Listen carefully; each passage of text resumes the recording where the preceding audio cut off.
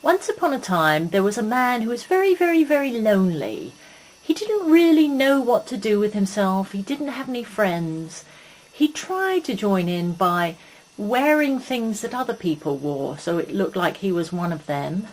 For example, this rather spectacular hat. This lonely man did have a trusty dog called Meathead, and people used to come along and give Meathead bones because he was very friendly, and he would love to eat them up. But nobody paid any attention to the man. He just stood there quietly, lonely, ignored. Children would run by playing, and he would hope desperately that they would stop and talk to him, or at least want to spend some time with him. But no, they were too busy with their fun and games to pay any attention to him. He got a reputation for being a little bit odd. One day the washerwoman came by, and he thought, well, I'll just try and be friendly. And he said, "Oi! Do you want to say hello and have a drink?" And she hurried along quickly. She wasn't having any of that, thank you very much. And of course he didn't even dare talk to the posh ladies that came by in their fashions, because they were far too good for him, and they knew it. You know, even the ladies of the night, who are usually pretty, well, what shall we say?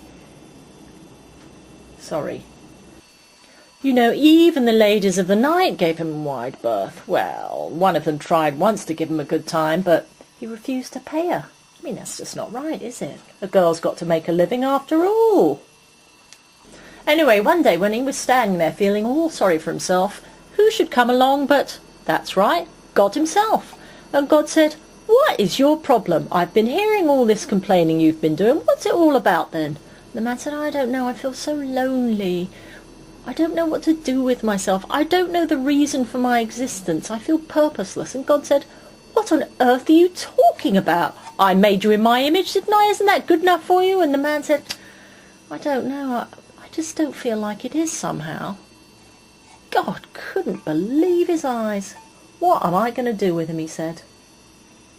And he went off to have a little think.